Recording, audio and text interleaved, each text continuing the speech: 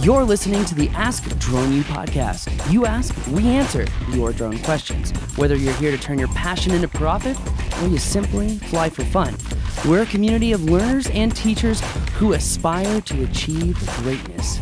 We are Drone U. Hey everyone, and welcome to another fantastic episode of Ask Drone U. My name is Paul. And my name is Rob.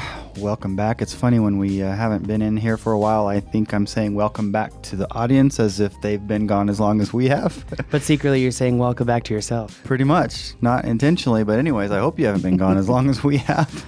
Definitely. We have been busy here in Albuquerque, New Mexico, throwing the Drone U Fly-In, the 2018 Drone U Fly-In, which is a mission-based conference focused on providing real-world applications or practical applications for drone pilots. So drone pilots have to fly these missions. They're graded on them. They win prizes. Thanks to Colorado Drone Chargers, we gave away 10 quad chargers for Phantoms, Mavics, Inspires, Matrices, the whole thing. And the winner of the Drone U Fly-In was a guy named Patrick.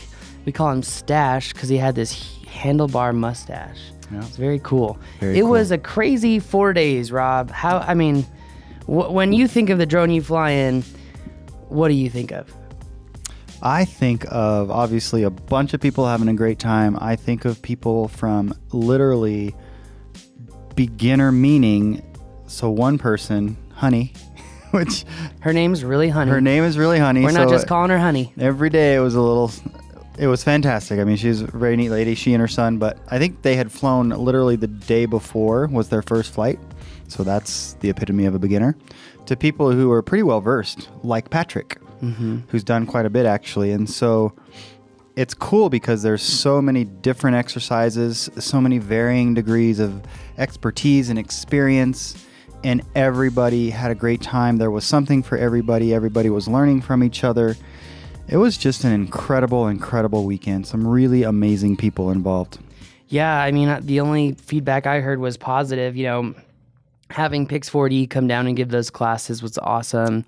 Bill being there was awesome. Yeah, Bill English, NTSB was awesome. And in fact, you and I earned some new challenge coins from the NTSB. That was really, really cool. Yeah, and it was an honor. It really was. And, you know, part of this show is to talk to you guys about the fly-in, what our plans are for next year. I know we've talked about not having a fly-in, but there was a little debate this morning. Let's call it an ongoing debate. It is an ongoing debate, but here was our idea. What if we put the success of next year's fly-in in the hands of the students? Because people are raving about the fly-in. I'm seeing photos everywhere about the fly-in. And not just photos, but long diatribes on their experience, the people they met, the people involved. A lot of people talking about it extensively and the extremely great time they had. Yeah. So with everyone asking us when are they throwing the next one because they want to sign up for it now, we thought, well, in order to make this worthwhile, because this isn't something that we really make a lot of money on. In fact, we don't at all. But that being said, it's great for engagement and interaction, and we decided before this last one that we would not have another fly-in. But we've changed our minds. I wouldn't go so far as to say we've changed our minds. Okay, we're not Let's going as far clarify this. as saying that we're changing our minds. We're leaving the success of the fly-in up to you. You heard that right, up to you. So what we're going to do... correct me if I'm wrong here, Rob, but this is still I'm going to roll with it. This is still what I understand I'm what gonna we're roll doing. We were going to put it on our website for next year. And if what do we say? If 75 people sign up and pay to go to next year's event before January 1st of this coming year, that we would throw it. Am I understanding that correctly? If that were to happen, I don't know how we could say no. But honestly, I don't think that'll happen. Boom. I don't think it will either. I really don't. Did you get my article, though? I sent you an article at lunch, and I was like, this is what I want to do for the fly-in. I saw it. So now there are tour companies that are actually charging drone pilots $7,500. $7,500. You heard that right. To go on a drone adventure. They book your hotels. They book your transportation. They book the things you're going to film. I mean, this is kind of my idea for the next fly, and I was like, well, let's do something that actually is fun, and we can just take like the most selective pilots and all have a good time and do this thing.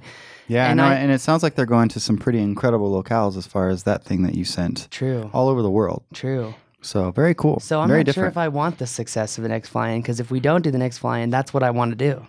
Well, so that's a great time to transition into some of the other ideas instead of the fly-in, including regional stuff. Including right? regional trainings. Yeah, we did talk about doing regional trainings. And I don't know that I would even call them trainings personally. I know that's what you're referring to them as. I would call them maybe regional fly-ins, regional get-togethers, a little more informal. Yeah. But where our DUE people are around the country, get together there, fly, maybe do a couple exercises, learn, have a good time. We're going to be some adding stuff like some that. Drone U elite pilots here.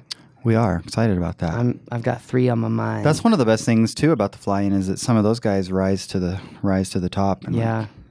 You're like, yeah, you. Yeah. So yeah, we're really excited about that. Big shout out and big thank you to Jeremy Zambek from Hawaii. Dude, you helped out so much. You were amazing. Thank you. I don't know if you listen to these anymore, but you were amazing. You were amazing. Big special thank you to Amanda, Paul Garver, Peter from DJI. When we start Angad naming from names, Pix you know 4D, you can't leave anybody out. Bill so English, NTSB. This is the show about names now. Rob Burdick, Tim Ray, Jake Burdick, all the kids driving the cars. Except the ones that crashed my car. Officer Dan, who purposefully made his car go sideways. Is he during the really an subject. officer? No, that's his YouTube name. That's his stardom name. I don't know. It's a stage name. I mean, I was going to say, he's a cool guy. He is a cool guy. I met him for the first time, but he didn't strike me as an officer. I wonder why. Oh, man. By the way, I should just tell you now, by the way, if you don't want to hear us ramble about this particular event and things to come, maybe you should stop listening because I don't want to have you guys get mad at us. True. But you know what? We did have a good time. We just want to talk about it. Big special thank you also to Colorado Drone Chargers. I'm glad that everyone loved the subject tracking exercise, the fact that we had those 2 cars going, they're the exact same car. Then we did the subject tracking demo. If you haven't checked out that video on our Facebook page, check it out. I'm actually going to be launching the more produced version today. Especially the thermal version of it. That thing is cool. Yeah, that's on our Instagram at the Drone U. And guys, I mean, like, we've missed an episode, I think, this week, and it's because the fly-in takes it so much out of us. I mean, I even wrote in the Drone U Elite group, I was like, well, the success of the fly-in may be up to, the students and, this, that, and the other. And one of the things that they said is, I heard this in the group. I never heard it in person, but they're like, I really hate hearing people complain about the price and then not understand how much work goes into it. Yeah. Because it's so much work. And the first day, we had this horrible storm come through after everything was set up, and it just destroyed half the obstacle courses. It was brutal. And it really kind of set us back to zero to set things up. I mean, the only things that weren't damaged were the things that were purposefully damaged. Right. I'm talking about the car accident. That's right. That's true. I mean, literally, couldn't the storm broke those cars more because it would have added more drama to the mapping station? That's funny. Very true. By the way, the winners of the Drone U fly-in, let me pull this up really quick because I do want to go over this. I think it's important. Yeah, so every exercise, there were 9 of them had a winner. Mm-hmm. So that's what Paul's looking up here now. And then, of course, Patrick was the overall winner. Yep. So Dano, or the Quad Father, won the subject tracking exercise. Dan Jordan won Fast Water River exercise. Chicago in the house. Mm-hmm. Patrick won investigative droning. Jeff Jackson won the cinematography course with John Elliott. Bill English won the accident scene reconstruction, and Tom Baird was second on that. Is that right? That's actually really cool because he was at the mapping class in Georgia. No offense to Tom, because I know he did a great job, but as I understand it, cookie. He is very smart. He's very smart. But as I understand it, Bill kind of crushed the competition. He told Doug to get out of the way. Yeah, exactly. Anyway, Izzy won the thermal exercise, the search cool and rescue. Dude. I like Izzy. Izzy. Oh man. Okay, I have to tell this story. So by the way, I still hope we have those dummies because we want to use them for our thermal review this week with the new unique drone. But we had one of these dummies out in the field, and they had this hemp hemp festival next door to our event, which really sucked in all honesty because people were driving on the fields. And we didn't lose a single participant to the hemp festival, which tells you how good our event was. Yes, that is true. But the funny thing is we had one of these dead bodies, right? Dead body. It's not really a dead body. It's a mannequin covered in thermal paint so that it actually heats up and really reflects a lot of heat so it shows up well on a thermal camera. Well, anyway, the hemp festival had like a crew of 20 security guards. I mean, their security team was enormous. Yeah. And oftentimes, I mean, we saw this happen twice.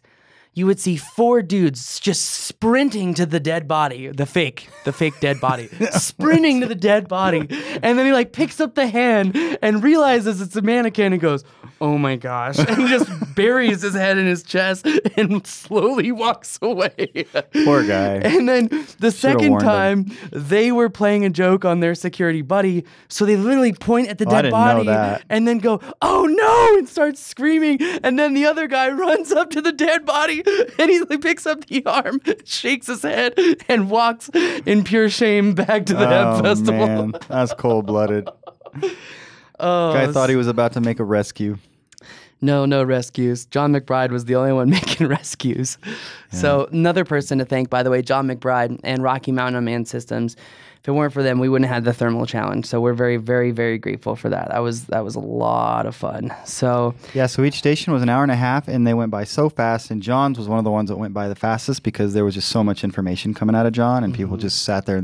I think probably for the hour and a half that people were at his thermal station, 30 minutes of it was flying because there was just so much conversation and literally teaching by Jon to the participants, which is really cool. Should be. That's how education should be. It should be informational and then hands-on, like boom, right there, because that's how you're going to retain it. Yeah, you know, absolutely. So anyway, well, going back to who won the events, the last couple I've got the real estate videography event, which is where they were flying the balloon museum and creating a video of it, was actually won by Jeremy Zambek. The obstacle course, the winners, with a time of 32 seconds with the Phantom 4 Pro was Dan Jordan. Doug Peterman won the Mavic class, and Jesse won the Inspire class, but the Inspire class was quickly taken over by Jon McBride and Paul Aiken. So, was that his Inspire that you wrecked? Yes. By the way, he didn't seem to care about that at all. It pirouetted, like literally. Okay, so here's what happened. I'm going through the obstacle course a second time with John's Inspire because mine was at the office. I just totally forgot about it. And I'm blasting through the course. I mean, blasting through the course. And on the very last obstacle, I literally, my tail end, as I'm elevating out of the obstacle, hits the top of the obstacle, and the Inspire just backflips like twice. And it hits the ground, and then it pirouettes, so it's like spinning. And if I would have saw it, I actually could have saved the drone after the initial crash while it bounced back in the air. I know that sounds weird, but if I would have saw that, I totally could have overcorrected for it and like made the drone fly. So I wish that would have happened. Well, I couldn't see it because of the tunnels were obstructing my view of the drone. Yeah. But when I saw the video of it from, I think it was, I forget his name, the army guy, Jeb. When I saw Jeb's video of it, I was like, whoa. Is that on Facebook? I'm not sure. I'm not sure if it is. Check that out. But anyway, Jon beat me literally by a half a second on the obstacle course, and I was using John's drone. So that's about as fair as it gets. I'm pissed. I'm so pissed. Like, Jon, if you're listening to this, you're going down, dude. I'm going to be actually practicing next year or whenever we're doing another obstacle course. So it was fun. Anyway, second place on the obstacle course, Dano with the Phantom, Alex with the Mavic Pro, and Todd with the Inspire. So that was a lot of fun. It was a lot of fun. Definitely a lot of fun. Very cool. But that's going to do it for us. We don't want to bore you guys. The fly-in was a lot of fun. We're going to be launching this thing soon. So if you want another fly-in, well, we're going to need your vote. We're not going to need your vote. We're going to need your money. Need your money.